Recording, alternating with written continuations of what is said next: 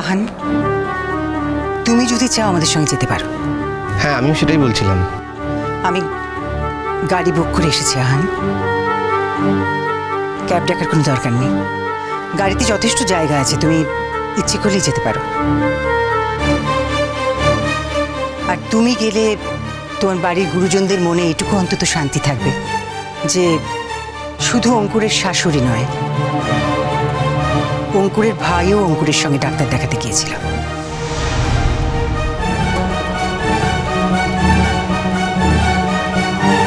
মা, আমি আসছি। খবরদার একটা কথাও আমাদের বলতে হবে না। তুমি তো লায়ক হয়ে গেছো, নিজের ইচ্ছে মতো চলছো। যাও। আর তোমার মা এসে গেছেন, তিনি তোমায় ইন্ধন দিচ্ছেন। আর হবে নাই বা কেন? যেমন মা তেমনই তো চা হবে।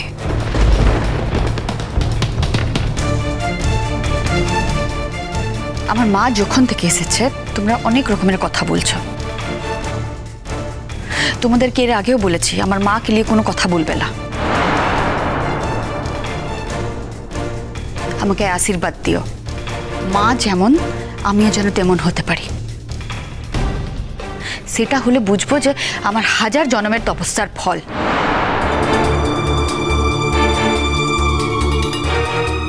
আর একটা কথা খুব ভালো করে শুনে রাখো তোমরা, আমার মা তোমাদেরটা খেতেও আসে না, পড়তেও আসে না।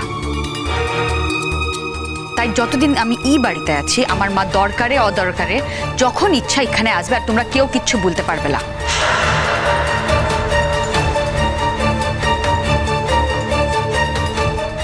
আর এরপরেও যদি তোমরা আমার সাথে খারাপ ব্যবহার করো, আমার মাকে অসম্মান করো, আমি কিন্তু আমার অধিকারের জন্য লড়াই করতে বাধ্য হব।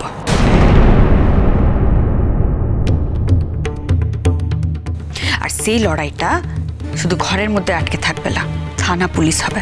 সেটা নিশ্চয়ই তোমাদের জন্য সুখের হবে না।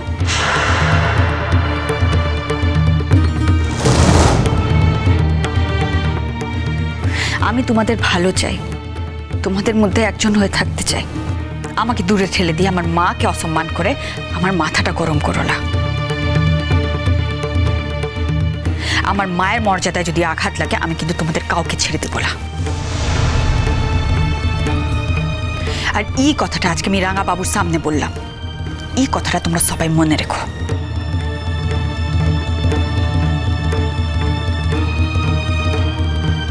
তোমার বউ তোমার সামনে আমাদের এই অপমানটা করলো আর তুমি চুপ করে আছো। আমি সত্যি খুব টায়ার্ড হয়ে পড়ছি বাবা, আমি তোমাদের সঙ্গে আর পেরে উঠছি না। বিরক্ত লাগে এক এক সময়।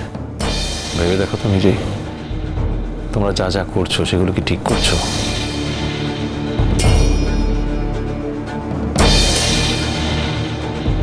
হ্যাঁ হ্যাঁ, আমরাই সবাই ভুল কাজ করছি।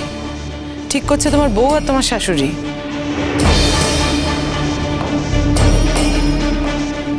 আচ্ছা, তোমরা সব বিষয়ে আন্টিকে জড়াচ্ছ কেন? আন্টি নিশ্চয়ই ফোনে বামুনের কাছ থেকে জানতে পেরেছে যে দাদাভাই অসুস্থ, সেই জন্যই দাদাভাইকে দেখতে এসছেন। ওনারও তো একটা কর্তব্য আছে নাকি?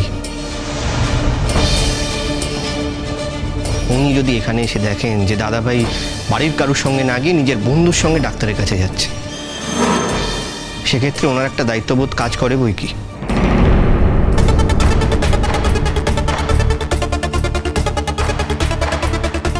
জেঠমণি, তোমরা বারবার বলো আমি এই বাড়ির মেয়ে, কিন্তু এই বাড়ির অনেকে এবং বাইরের অনেকেও মনে করে যে এই বাড়ির আমি কেউ নই।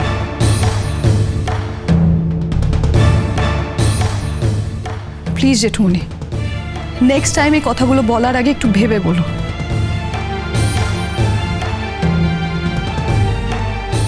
তুই কি আমাকে মিন করলি নাকি মেধা? আরে আমি কখনো বলতে পারি যে তুই এই বাড়ির কেউ নস? আমি শুধু এটুকুই বলছি যে তুই অঙ্কুরের বন্ধু, এ বাড়ির লোক নস, অঙ্কুরের বউ নস। তাই এ বাড়ির লোকেরা, অঙ্কুরের বউ, আত্মীয় স্বজনরা, তারা যেটা করতে পারেন, প্রয়োজন না হলে তুই সেটা করিস না।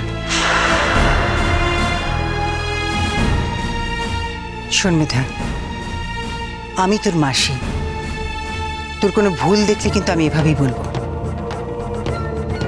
তোর কোনো বদনাম হোক, এরকম কোনো কাজ করাটা ঠিক নয়।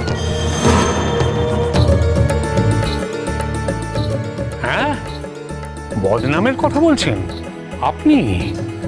আপনি বদনামের কথা বলছেন?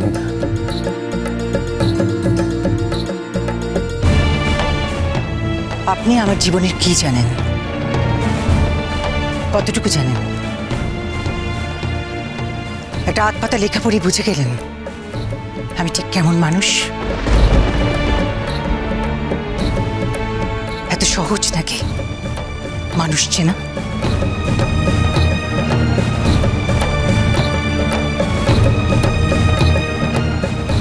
এই যে অঙ্কুর আপনার ছেলে, আপনার সঙ্গে এত বছর আছে, তো ও কি আপনাকে ঠিক মতো চেনে? আপনি কিরকম?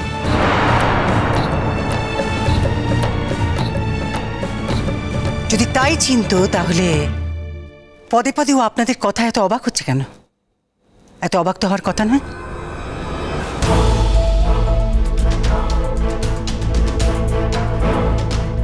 অঙ্কুরেরও কি কখনো এমন ধারণা ছিল যে ওর পছন্দ করে বিয়ে করা একটা মেয়ের সঙ্গে আপনারা এতটাই দুর্ব্যবহার করতে পারেন?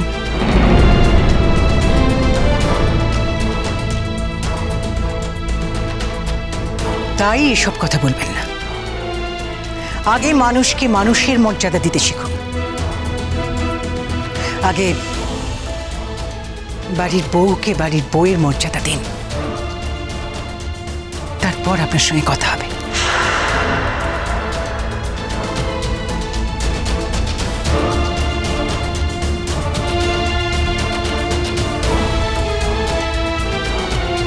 চলো আমার, আমাদের আর দেরি করার উপায় নেই।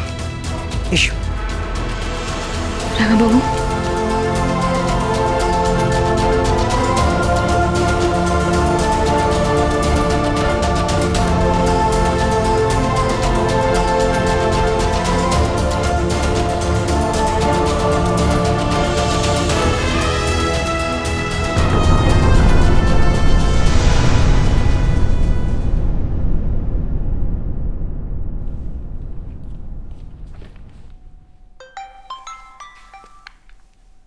কিরে, হঠাৎ তুই এই সময় ফিরে এলি কেন? ফিরে আসার মতো কারণ ঘটলো তাই ফিরে এলাম। কি হয়েছে? তো চোখ মুখ এরকম লাগছে কেন? এই মা মেয়ের জন্য আমাকে আর কত অপমানিত হতে হবে ভাবে? তোকে কে অপমান করেছে? আর মা মেয়ে মানে কার কথা বলছিস? বুঝতে পারছো না কার কথা বলছে?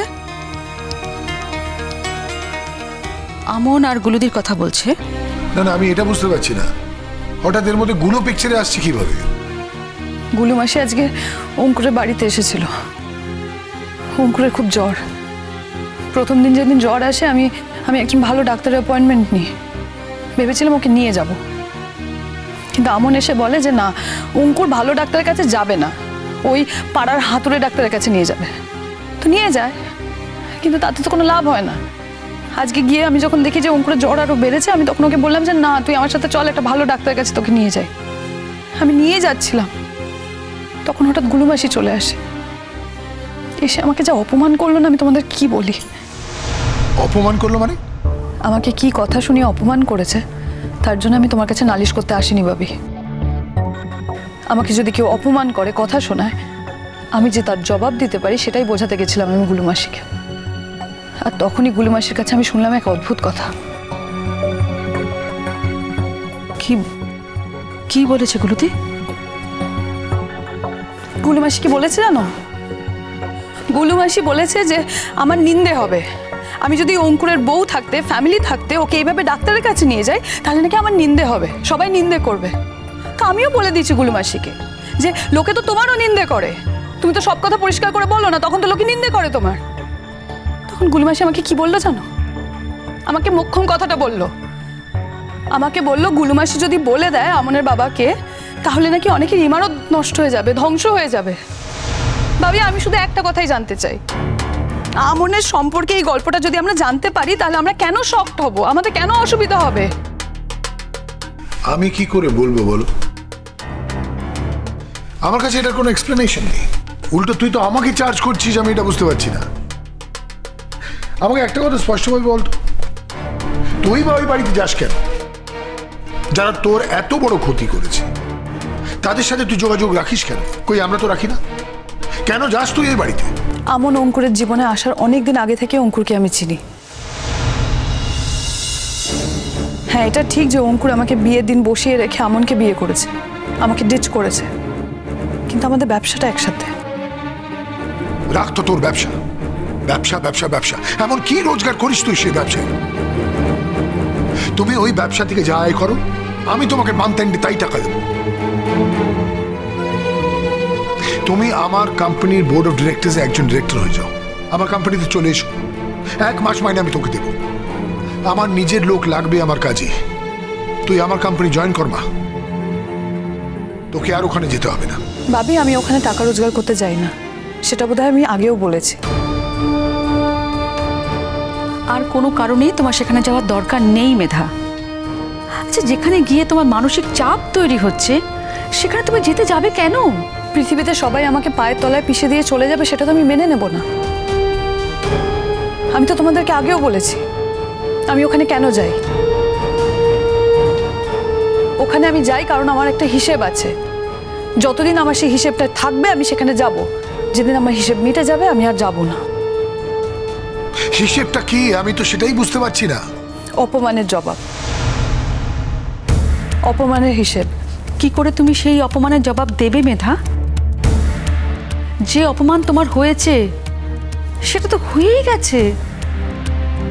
অঙ্কুর আমনকে নিয়ে সুখের সংসার করবে আর তোমাকে ব্যবসার প্রয়োজনে লাগাবে, এমন তো হতে পারে না মেধা, এটা হতে পারে না। আর আমন যখন সময় পাবে তোমাকে অপমান করবে, তুমি সেই অপমানটা মুখ বুজে সহ্য করবে, আবার সেই বাড়িতে যাবে। কেন তুমি সেই অপমানটা সহ্য করতে যাবে কেন?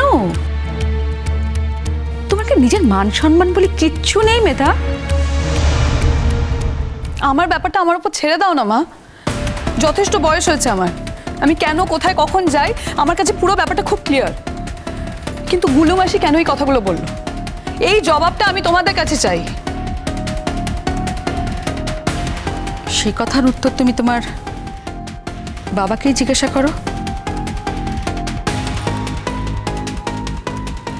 আমার তো কোনো ইমারত নেই, তাই সেই ইমারত ধ্বংস হওয়ার ভয়টাও আমার নেই। ইমারত আছে তোমার বাবার, তাই সেই ইমারত ধ্বংস হওয়ার ভয়টা তোমার বাবারই আছে।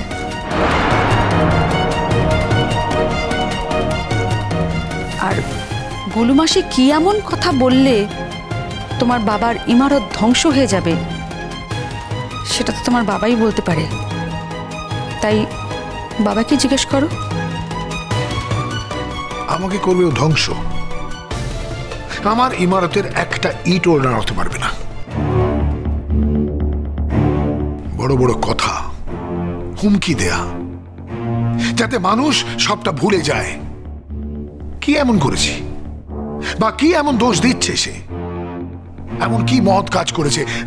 একটা প্যারালেলি একটা জীবন যাপন করেছে, তার নিজের একটা সম্পর্ক ছিল, অবৈধভাবে একটা সন্তানকে এই পৃথিবীতে এনেছে। তার সাথে আমার জীবনের কি সম্পর্ক সেটাই তো বুঝতে পারছি না আমি। আর যখন এইসব কথা বলছিল তখন তুই চুপচাপ দাঁড়িয়ে শুনছিলি, কেন জানতে চাইলে না তুমি? হ্যাঁ, যখন এত বড় বড় কথা বলছিল তখন তোর জিজ্ঞেস করা উচিত ছিল যে এমন কি করেছে যাতে আমাদের ইমারত ধ্বংস হয়ে যাবে। যাকে যে কথা হয়ে গেছে হয়ে গেছে, এরপরে যদি কোনোদিন গুলো এই কথা তোকে বলে তখনই বলবি যে তুই উত্তরটা শুনতে চাস, তুই আসল কথাটা জানতে চাস। এমনও বলতে পারে যে তোর বাবার ইমারত ধ্বংস হবে, তখন বলবি যে আমার বাবার সাথে কথা হয়েছে, বাবা জানতে চাইছে, সকলের সামনে জানতে চাইছে। স্পষ্টভাবে জানিয়ে দিবি যে আমার বাবার কোনো ভয় নেই, ইমারত ধ্বংস হয়ে যাবারও কোনো ভয় নেই। তাহলে এত বড় কথাটা গুলুমাসি কেন বললো? সবার সামনে এত বড় একটা কথা বললো। সবাই কি ভাবলো বাবা? সবাই তো ভাবলো যে আমনের জন্মের সাথে আমাদের পরিবারের কোনো একটা যোগাযোগ আছে, আমাদের পরিবারের একটা ভূমিকা আছে। পরিবারের ভূমিকার কথা বলো না। পরিবারের কোনো ভূমিকা নেই, থাকলে তোমার বাবার থাকবে। কারণ কি জানো তো, তোমার বাবার সঙ্গে গুলুমাসির বন্ধুত্বটা ছিল। আমি বুঝতে পারছি না এই আনপার্লামেন্টারি কথাবার্তা কেন বলছো তুমি মিমি। এটার সাথে এই কথার কোনো সম্পর্ক নেই, প্লিজ। ওর কার সাথে কি সম্পর্ক হয়েছে তাতে আমন জন্মেছে, তার মধ্যে আমার ভূমিকা কি, আমার কি রিলেশন? আর এই যে আমার বন্ধুগুলো, আমার বন্ধু কি শুধুই আমার বন্ধু ছিল? তোমার সাথে কোনো সম্পর্ক ছিল না? তুমি তো তাকে জন্ম থেকে চিনতে, অন্তত আমাকে তাই বলেছো যে তোমরা পাশাপাশি বাড়িতে থাকতে এবং গুড রিলেশন ছিল। যেখানে গুড রিলেশন হয় সেটা ব্লাড রিলেশন থেকেও বেশি, এবং সেই ক্ষেত্রে আমি তোমার থেকে বেশি জানবো গুলুকে নিয়ে, সেটা তুমি আন্দাজ করছো কেন? একদিন তো তোমার গুলুদির কথা তোমারই বেশি জানার কথা ছিল, এটা তো অস্বীকার করা যায় না। তোমরা তো হেয়ালি করে কেন কথা বলছো? আমাকে পরিষ্কার করে বলো না। বাবি, আমার মনের মধ্যে প্রচন্ড অশান্তি চলছে, প্লিজ পরিষ্কার করে বলো। তোমার বাবার সাথে একদিন গুলুমাসির বিয়ের কথা হয়েছিল। হ্যাঁ হয়েছিল, একটা সম্পর্ক হয়েছিল, কিন্তু সেটা বিয়ে অবধি যায়নি। বিয়ে করেছিলাম আমি তোর মাকে,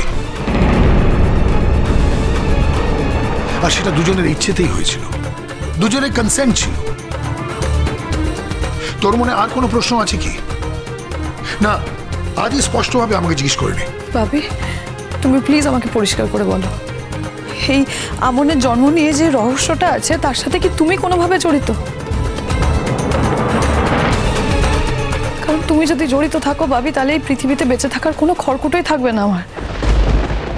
তোর এই প্রশ্নে আমি খুব দুঃখ পেলাম। তো নিজের বাবিকে কোন জায়গায় বসালি এটা একবারও চিন্তা করে দেখলি? দেখ, এটা সত্যি যে আমি আর গুলু একসময় খুব ঘনিষ্ঠ ছিলাম, আমাদের সম্পর্ক খুব গভীর ছিল, কিন্তু শেষমেশ সেটা বিয়ে অবধি গড়ায়নি। এটা হতেই পারে, কিন্তু আমনের জন্মের সাথে আমার কোনো যোগ নেই। আমি তো নিজেই প্রশ্নটা গিয়ে গুলুকে করেছি, আমি তো নিজেই জিজ্ঞেস করেছি যেমন কার সাথে তার সম্পর্ক ছিল, যে সম্পর্কটাকে ওকে আড়াল করে রাখতে হয়েছে এতগুলো বছর। আর এখনো সেই মানুষটাকে সে আড়ালে রাখতে চাইছে। আমি আর হেরে যেতে পারছি না বাবি, প্রত্যেক দিন আমি আর হেরে যেতে পারছি না, আমার আর সহ্য হচ্ছে না। সহ্য হবে না তো, আর পুরো দোষটা তো তোর। তুই এ বাড়িতে কেন যাচ্ছিস? না গেলে হার জিত এইসবের কোনো কথাই উঠতো না। তুমি ভুল করছো ভাবি, আমাকে ওই বাড়িতে যেতেই হবে, কারণ ও ওই বাড়িতে গেছে। আর যুদ্ধ করতে গেলে প্রতিপক্ষকে সামনে চাই, দূর থেকে যুদ্ধ করা যায় না ভাবি। আজ হারছি মানে কাল যে জিতবো না তা তো নয়, আমাকে তো একদিন জিততে হবেই ভাবি। আমিও তককে তককে আছি। এই আমনের বাবার নামটা জানাটা খুবই ইম্পর্টেন্ট। সেই দিন তোর গুলু মাসিকে আমি সঠিক জবাব দেব। তোর গুলু মাসি একটা মুখোশ পরে থাকতো, সারাটা জীবন তাই করেছে। অর্ধেক মুখোশ আমি ছিঁড়ে ফেলেছি, বাকিটা যেদিন ওই আমনের বাবার নামটা জানতে পারবো পুরোটা খুলে দেবো, সবাইকে জানাবো যে ইমেজ ও এতগুলো বছর মেনটেন করে এসছে, ওই ইমেজটাই ভুল, মিথ্যে। ও আসলে একজন অসৎ মানুষ, একজন প্রতারক। প্রতারক? বনি, গুলুদি তোমাকে কি প্রতারণা করেছে বলবে? বরং উল্টোটাই তো সত্যি ছিল, আমি তো জানতাম না। আমাকে একটু খুলে বলো তো বনি, গুলুদি ঠিক তোমাকে কি প্রতারণা করেছে? আমি শুধু নিজের কথা বলিনি, বা নিজের কথা বলেই নি। আমি এই সোসাইটির কথা বলেছি, সমাজের কথা বলেছি, আমাদের সকলের কথা বলেছি। কেনই বা আড়াল করে যাবে তার নাম? কেন এতগুলো বছর আমরাও জানতে পারবো না যে তার একটা সন্তান ছিল, আর সেই কথাটা সে লুকিয়ে গেছে? তার মানে তো সারা পৃথিবীকে, এই সমাজকে ঠকানো হলো, প্রতারণা করা হলো। তুমি ভুল বলছো বনি। একজন মা তার ইচ্ছে না হলে তার বাবার নামটা বলতে কিন্তু বাধ্য নয়। একমাত্র তার নিজের মেয়ে যদি তাকে জিজ্ঞাসা করে, সে যদি একমাত্র জানতে চায়, জোর করে, তবে সে তার মেয়ের কাছে বাবার নামটা বলতে বাধ্য। পৃথিবীর আর কারুর কাছে সে আনসারেবল নয়। কিন্তু তাহলে তুমি একটা মানুষের গায়ে প্রতারক এই তকমাটা এঁটে দিচ্ছ কেন বনি? তোমার দেখছি গুলুমাসের উপর থেকে এত কিছুর পরও একটুও টান কমেনি। তুমি বুঝবে না মেধা, তুমি এখন কিচ্ছু বুঝবে না। তোমার যেমন একটা লড়াই আছে, আমার জীবনেও একটা লড়াই আছে।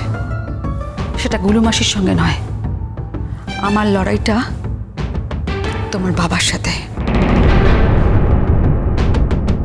যেদিন সত্যি প্রয়োজন হবে সেদিন আমি তোমাকে সবটা বুঝিয়ে বলবো।